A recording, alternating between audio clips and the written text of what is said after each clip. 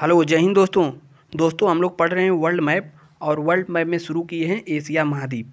और एशिया महाद्वीप में हम लोगों ने पढ़ते हुए इधर का नीचे वाला भाग यानी कि इंडिया, पाकिस्तान, अफ़गानिस्तान यानी कि सार्क कंट्री में जितने भी आते हैं वो, और उसके बाद आसियान देश। ठीक है, आसियान देश में 10 देश आते हैं, इसको हम लोगों ने पढ़कर ख़त्म किया, सार्क को पढ़कर ख़त्म किया। और बढ़ते हुए आज हम लोग आ गए हैं चाइना में। ठीक है, चाइना पढ़ेंगे, इसके बाद एशिया में जितने और देश हैं सबको पढ़ेंगे। ठीक है, इस तरह से पढ़ते हुए हम लोग पूरे वर्ल्ड मैप में जितने भी 200 प्लस कंट्री हैं, हर एक कंट्री के बारे में बेसिक बातें पूरी जान जाएंगे। ठीक है, फिर उसके बाद हम लोग को पढ़ेंगे जैसे कितनी नदियाँ एशिया में हो गई। ठीक है, नदियाँ पढ़ेंगे, पहाड़ पढ़ेंगे, पर्वत पढ़ेंगे, जलसंधि पढ़ेंगे, पठार पढ़ेंगे, सब पढ़ेंगे। ठीक है, तो पहले सभी देशों के बारे में बेसिक नॉलेज ले लेते हैं कि कौन देश कहाँ है, ताकि हम जब भी कहें कि ताइवान कहाँ है तो ठीक हमारा ध्यान ताइवान के पास है, श्रीलंका कहें तो ठीक भारत के नीचे ध्यान है। ठीक है, इस तरह के सभी देशों के लोकेशन के बारे में हम लोग जान जाएंगे। तो हम लोग को आज क्या पढ़ना है? चाइना पढ़ना है। तो चाइना के बारे में पूरी डिटेल से देखते हैं। ठीक है, तो चलिए शुरू करते हैं। देखिए, ये जो येलो कलर वाला दिख रहा है भाग, ये है चाइना। ठीक है, तो आज चाइना को हम लोग को पूरा कवर करना है, तो चाइना के बारे में शुरू करते हैं। देखिए, ये वाला भाग है पूरा चाइना, और चाइना में जो ये नीचे वाला भाग दिख रहा है, ये वाला जो हम राउंड कर रहे हैं, इसे कहते हैं हान चाइना। क्या कहते हैं? हान चाइना। चाइना का जितना भी विकास हुआ है वह हान चाइना में हुआ है। ठीक है, और हान चाइना वाले लोग अपने आप को ही असली चाइना कहते हैं। ठीक है, अपने आप को ही असली चाइना वासी कहते हैं, और जितने भी चाइना वाले हैं उनको दूसरी निगाह से देखते हैं। ठीक है, तो चाइना का मुख्य भाग कहाँ है? हान चाइना में। और हान चाइना जो है यहीं पे सभी लोग रहते हैं, यही भाग रहने लायक भी है, क्योंकि इधर वाला भाग समतल है, पर्वत पठार नहीं है। ठीक है, तो ये हान चाइना हो गया। इसके बाद इसके बगल में जो है ये वाला भाग, ये वाला भाग है तिब्बत। क्या है? तिब्बत। तिब्बत को सन 1959 ईस्वी में चीन ने तिब्बत की राजधानी लासा पर कब्जा करके तिब्बत वासियों को यहाँ से भगा दिया, और तिब्बत के जो धर्म गुरु थे वह भाग करके आकर भारत में शरण लिए थे। कब भगाया था सबको? 1959 ईस्वी में। ठीक है, तो चाइना ने तिब्बत पर 1959 ईस्वी में कब्जा किया, और वहाँ के जितने भी नागरिक थे सबको अलग अलग जगह, किसी को यहाँ छिटका दिया, ठीक है, किसी को यहाँ भेज दिया, इसी तरह सभी को अलग अलग जगह भेज दिया। और तिब्बत के लोग ही तिब्बत में नहीं रह गए। ठीक है, फिर तिब्बत में अपने यहाँ के हान चाइना वाले के लोगों को लाके बसाना शुरू कर दिया। ठीक है, तो इस तरीके से तिब्बत को चीन ने कब्जा कर लिया। कब किया? 1959 ईस्वी में। इसके जो धर्मगुरु थे दलाई लामा, वह भाग के भारत आए और अपनी शरण लिए। कहाँ? धर्मशाला, हिमाचल प्रदेश में। ठीक है, और भारत उनको, उनके धर्मगुरु को हमने शरण दिया। इसी आक्रोश में या फिर इसी के चलते चाइना ने 1962 वाला युद्ध भी किया था। ठीक है, और युद्ध में विजय करके ये अक्साई चीन वाला हिस्सा कब्जा कर लिया था। अक्साई चीन कहाँ है? यहाँ पर है। ठीक है, और आगे बढ़ते हैं। देखिए, और फिर इसके ऊपर वाला जो भाग है, यह वाला भाग देखिए, जिस पर हम राउंड कर रहे हैं, यह वाला भाग, यह वाला भाग है चाइना का शीजियांग प्रांत। कौन सा है? शीजियांग प्रांत। यहाँ के रहने वाले लोगों पर चाइना सबसे ज़्यादा अत्याचार ढाता है। ठीक है, यहाँ पर जितने भी लोग रहते हैं, यहाँ पर धर्मगुरु रहते हैं, मौलाना साहब रहते हैं, उन सबको कोई यदि गलती कर दे तो उनको डांस करवाता है। और यहाँ की जितने भी औरतें, महिलाएं रहती हैं, इन सबको स्कर्ट पहनने की अनुमति है। ठीक है, अगर कोई फुल कपड़ा पहन लिया घुटने के नीचे तक, तो उसको काट करके वह लोग भरी बाज़ार में कपड़े को काट देते हैं। ठीक है, और यहाँ पर जितने भी मुस्लिम लोग रहते हैं उनको उइगर मुसलमान कहते हैं। कौन सा मुसलमान? उइगर। कई बार क्वेश्चन पूछा है कि उइगर मुसलमान कहाँ रहते हैं, तो उइगर मुसलमान चाइना के शीजियांग प्रांत में रहते हैं। ठीक है, और यह वाला जो भाग है पूरी तरीके से पहाड़ है। हालांकि पहाड़ यहाँ पर भी है, तिब्बत वाले भाग में। ठीक है, तो तिब्बत और शीजियांग प्रांत में एकदम पूरी तरीके से पहाड़ी एरिया है, और यहाँ के मुसलमानों को क्या कहते हैं? उइगर मुसलमान। ठीक है, और इसके बाद यह वाला जो चाइना का हिस्सा है, देखिए, जिस पर हम राउंड कर रहे हैं, यह वाला भाग, इस वाले भाग को कहते हैं इनर मंगोलिया। ठीक है, ऊपर इसके मंगोलिया है, और इसे इनर मंगोलिया भाग कहते हैं। यहाँ पर गोबी का मरुस्थल है। गोबी का मरुस्थल मंगोलिया और चीन दोनों में है। ठीक है, तो इसे इनर मंगोलिया कहते हैं। यहाँ पर भी कोई खास जगह, मतलब कोई खास इसके बारे में ज़रूरत नहीं है और यह पूरा भाग रेगिस्तानी है। और ठीक यह कि उत्तरी ध्रुव के पास पड़ता है, तो यह वाला कैसा रेगिस्तान हुआ? ठंडा रेगिस्तान। ठीक है, रेगिस्तान दो प्रकार के होते हैं, ठंडा और गर्म।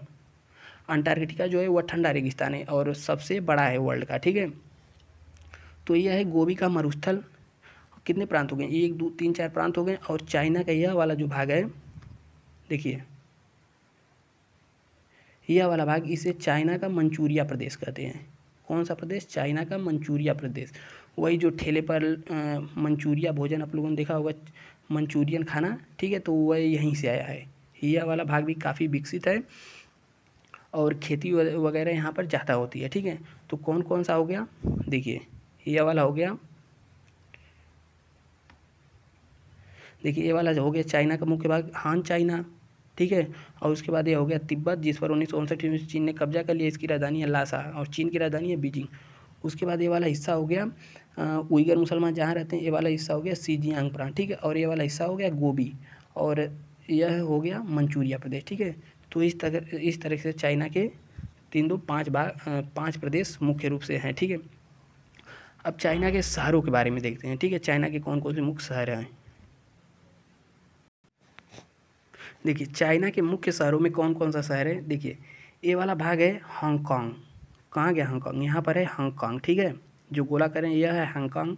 और उसके बाद मकाऊ शहर हुआ। मकाऊ कहाँ पर है? इधर है मकाऊ। ठीक है, इसमें दिखाई नहीं दे रहा। ठीक है, यह है मकाऊ और यह चाइना का हेनान प्रांत हो गया। ठीक है, और इसके बाद हांगकांग हो गया, हेनान हो गया, और चाइना की राजधानी बीजिंग। यहाँ पर है चाइना की राजधानी बीजिंग। और ठीक है, और तिब्बत की राजधानी तो लासा थी, जिस पर चीन ने कब्जा कर लिया था। अब देखिए यह है चीन की राजधानी बीजिंग। चीन की राजधानी बीजिंग जो है मंगोलिया से ज़्यादा दूर पर नहीं है, यहाँ पर है मंगोलिया। और मंगोलिया में यह भारत का एक सैन्य अड्डा। ठीक है, तो यदि मंगोलिया में भारत अपनी ज़्यादा पकड़ बना लेता है, तो यहाँ से इसकी राजधानी बीजिंग ज़्यादा दूर नहीं रहेगी। यहाँ पर इसको कुछ युद्ध के दौरान भारत को यहाँ से काफ़ी मदद मिल सकती है। ठीक है, चीन की राजधानी बीजिंग में।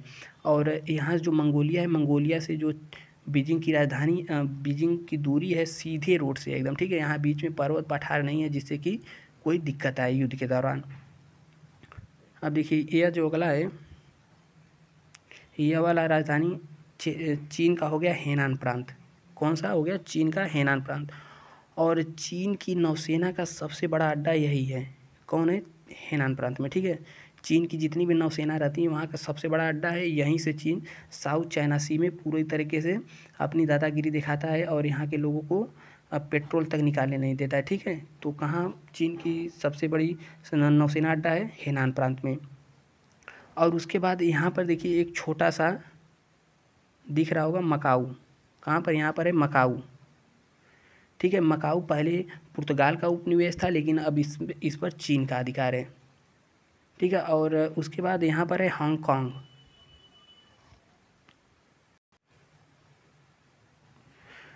ठीक है, तो यहाँ पर है हांगकांग। हांगकांग पहले बहुत डेवलप था, अब भी डेवलप है। ठीक है, लेकिन इस पर सन 1997 से पहले ब्रिटेन का कब्जा था। ठीक है, जो चाइना है यह भी पहले ब्रिटेन का उपनिवेश था। फिर चाइना जब स्वतंत्र हुआ, यहाँ से ब्रिटिशवासी चले गए, लेकिन हांगकांग जो द्वीप था उस पर ब्रिटेन का ही कब्जा था। शासन जो है ब्रिटेन का ही चलता था। क्यों? क्योंकि ब्रिटेन चीन से यह समझौता किए थे कि 50 साल तक, ठीक है, 50 साल तक हम इस पर राज करेंगे। लेकिन सन 1997 के बाद जो चीन था इस पर कब्जा करना स्टार्ट कर दिया। ठीक है, जिससे यहाँ की हांगकांग की जितनी कंपनियाँ थीं उन सबको पहले से ही अंदेशा हो गया कि यहाँ कुछ गड़बड़ होने वाला है। चीन इस पर अपना कब्जा जमाना स्टार्ट कर दिया, तो यहाँ की जितनी भी कंपनियाँ थीं वह सब धीरे धीरे भागना स्टार्ट की। ठीक है कि ठीक है, कहाँ से? यहाँ से हांगकांग की जितनी कंपनियाँ थी भाग करके कहाँ आ गई? यूएई में। भाग कर कहाँ आ गई? यूएई, जिसे दुबई कहा जाता है। ठीक है, तो 1997 के बाद यूएई का, ठीक है, 1997 के बाद यूएई का ज़बरदस्त डेवलपमेंट हुआ। 1997 से पहले यूएई में खाली रेगिस्तान रहता था, लेकिन इस समय वहाँ पर बड़ी बड़ी बिल्डिंगें डेवलप हो चुकी हैं और वहाँ पे बहुत सारी कंपनियाँ गई हैं। वहाँ इंडस्ट्री का इस समय भंडार है। सब कंपनी कहाँ से भाग कर आई? हांगकांग से। ठीक है, हांगकांग से क्यों भाग कर आई? क्योंकि इस पर जो चीन था धीरे धीरे कब्जा करने लगा। और यह पहले ब्रिटेन का उपनिवेश था। ठीक है, और मकाऊ के बारे में बता दिए। हेनान प्रांत जो है इस पर चीन की नौसेना रहती है। और उसके बाद तिब्बत की राजधानी लासा हो गई, ठीक है। और इसके आगे देखते हैं कि सोचने वाली बात है, जो चाइना है यह इतना ज़्यादा डेवलप क्यों है, ठीक है। मन में तो बात आती होगी चाइना इतना ज़्यादा डेवलप क्यों है। तो सुनिए चाइना के डेवलप होने की कहानी। देखिए चाइना हमसे ज़्यादा क्यों डेवलप है, या फिर वर्ल्ड में सबसे ज़्यादा डेवलप क्यों है, इसके कई रीज़न हैं। चीन में जितनी भी विदेशी कंपनियां आती हैं, एक दो चीन सबसे कम टैक्स लेता है, ठीक है। अगर वही कंपनी भारत में आई तो भारत में 28% 30% उन पर टैक्स लगता है, और वही जो चीन में जाती है तो चीन उस पर कम टैक्स लगाता है, ठीक है। जैसे 10% 12% ऐसे टैक्स कम लगाता है, जिससे कंपनियां जितनी भी होती हैं अक्सर चीन में आकर के अपना व्यापार करना स्टार्ट करती हैं। और दूसरा कारण, चीन के मज़दूर होते हैं बहुत सस्ते, ठीक है। जैसे भारत में कोई यदि मजदूर कोई कंपनी आई, वहाँ पर मजदूरी 500 250 500 300 लगता है, ठीक है। और चीन कहता है कि आप आइए हमारे यहाँ, ठीक है। पूरे विश्व में जितनी कंपनियाँ हैं चीन बुलाता है अपने यहाँ, आइए हमारे यहाँ, और यहाँ पर जो मजदूर कास्ट है बहुत ही सस्ती मजदूरी है, ठीक है। 200 रुपये में यहाँ मजदूरी हो जाती है। और वहाँ के मजदूर इतने टाइम के पक्के होते हैं कि समय से आएंगे और समय पर ही जाएंगे, ठीक है। इससे यहाँ कंपनियाँ ज़्यादा आकर्षित होती हैं। और चीन जो है आने वाली कंपनियों को इंफ्रास्ट्रक्चर बहुत ही ज़बरदस्त देता है, ठीक है। कोई कंपनी का उत्पाद हुआ उसको जाने के लिए रोड बढ़िया वीआईपी उपलब्ध कराएगा, ताकि उनको दिक्कत ना हो। और भारत में क्या है, यदि कोई कंपनी है, ठीक है, उसका कोई प्रोडक्ट जा रहा है, मान लीजिए कोई दूध या कुछ है, तो रोड पर जाम लग जाएगा, 2 घंटा में दूध फट जाएगा, ठीक है। ऐसा ही अक्सर होता है, जिससे यहाँ कंपनियाँ आना नहीं चाहती। और चाइना में, चाइना नंबर 1 का रोड देता है, और कंपनियों के लिए अलग से ओवरब्रिज बनाता है, उन सबको इस तरीके से बहुत ज़्यादा सुविधा देता है। इसलिए यहाँ पर जितनी भी कंपनियाँ हैं आती हैं, और आज के डेट में चाइना जो है पूरी तरीके से इंडस्ट्रियल हब हो चुका है। यहाँ पर बहुत सारी कंपनियाँ हैं, ठीक है। तो पता चला चीन क्यों इतना आगे है, इसी कारण चीन इतना आगे है। और जो चीन में है, अक्सर संसार की जितनी बड़ी नदियां हैं, मतलब बड़ी नदियां तो नहीं, चीन से ही सबसे ज़्यादा नदियां निकलती हैं, ठीक है। देखिए कैसे, यहाँ पर से चीन से नदियाँ, यहाँ पर से चीन से 6 नदियाँ निकलती हैं, और 6 नदियों का विस्तार देखिए। देखिए यहाँ तो भारत में एक आ जाती है सिंधु नदी, ठीक है, सिंधु नदी इधर आती है, और दूसरी आती है सतलज नदी, और तीसरी इधर से आती है ब्रह्मपुत्र नदी, ठीक है।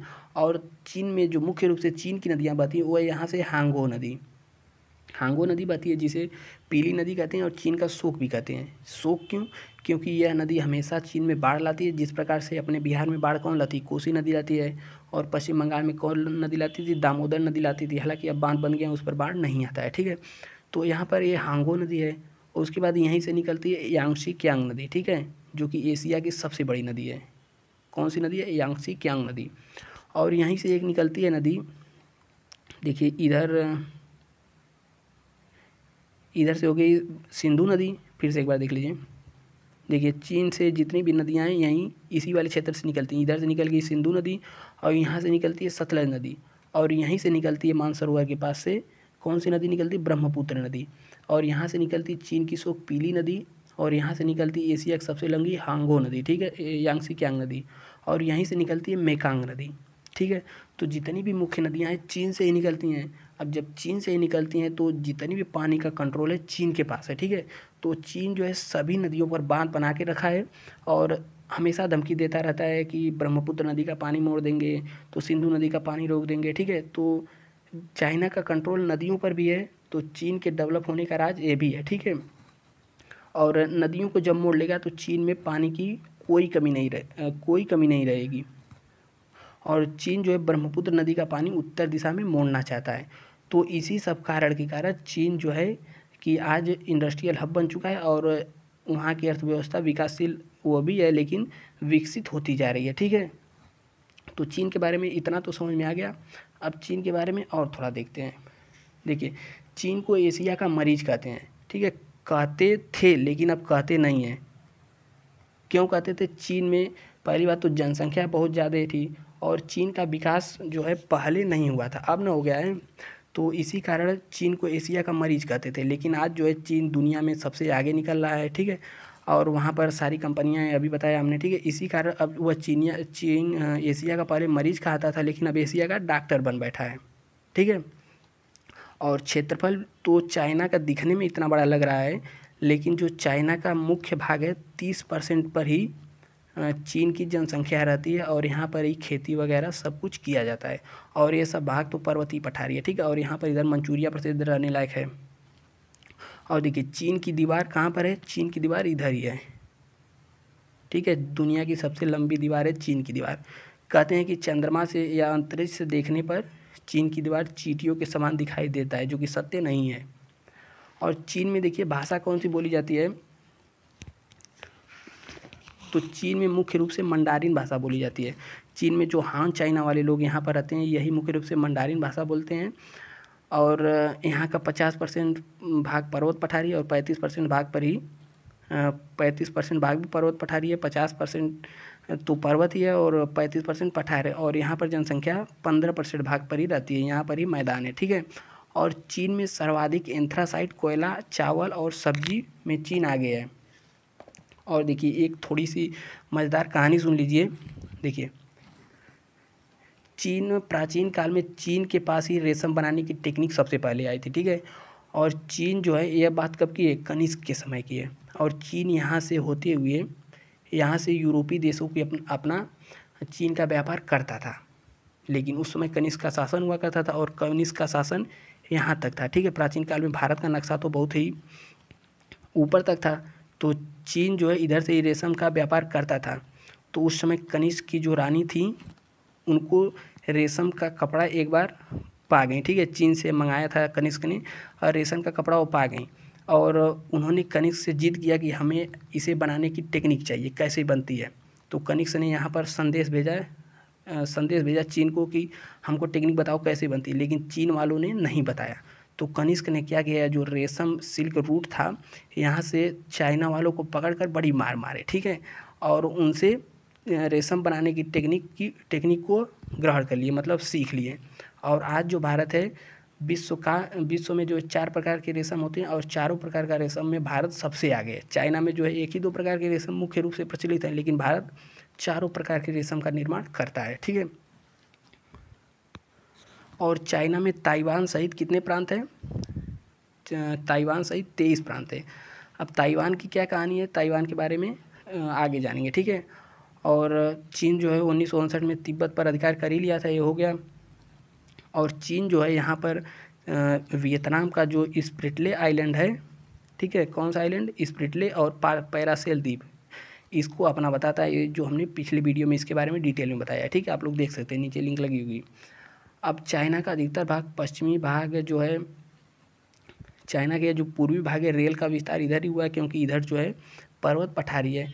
और चाइना की राजधानी बीजिंग में हो ही गया। और इसकी जो मुद्रा है रेनमिनबी, ठीक है, रेनमिनबी और युआन दोनों है। जैसे अपने यहाँ रुपया और पैसा है, वैसे ही चाइना का अपने यहाँ का रुपया है, ठीक है। उस तरह चाइना का रेनमिनबी है और युआन उसका एक पार्ट है। और चाइना ग्रांड नहर बीजिंग को शंघाई से जोड़ता है। यहाँ पर चाइना का शहर है बीजिंग और यहाँ पर है शंघाई। इसको ग्रांड नहर, बीजिंग यहाँ पर है, शंघाई यहाँ पर, ठीक है। तो ग्रांड नहर इन दोनों राज्यों को जोड़ता है।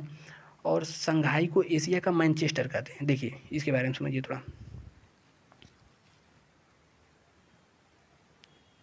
ये है शंघाई, और शंघाई को एशिया का मैनचेस्टर क्यों कहते हैं। मैनचेस्टर इंग्लैंड का एक शहर है और उस शहर में कपड़ा बहुत ही ज़्यादा मात्रा में उत्पादन होता है, ठीक है। तो कपड़ा जहाँ भी ज़्यादा उत्पादन होगा उसके मैनचेस्टर कहते हैं। जैसे अपने भारत का मैनचेस्टर अहमदाबाद, ठीक है। उस तरह चीन का मैनचेस्टर कौन है, शंघाई, यहाँ है शंघाई, ठीक है। और उसके जस्ट बगल में वुहान, जहाँ से वायरस निकला था, ठीक है। तो चीन के शंघाई प्रांत को क्या कहते हैं, मैनचेस्टर, ठीक है। तो मैनचेस्टर समझ गए होंगे। मैनचेस्टर जो है इंग्लैंड का एक शहर है। और शंघाई में ही, शंघाई यहाँ पर है, देखिए यहाँ पर है शंघाई।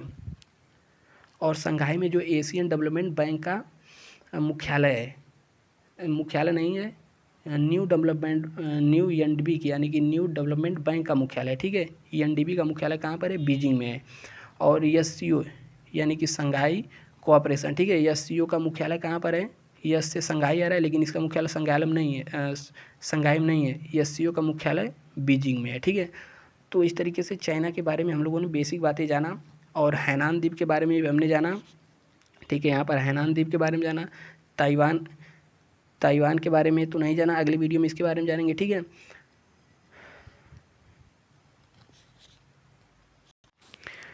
ठीक है, तो ये आज का वीडियो था। मिलते हैं अगले वीडियो में, तब तक के लिए नमस्कार, बाय बाय, जय हिंद। ठीक है, मिलते हैं अगले वीडियो में।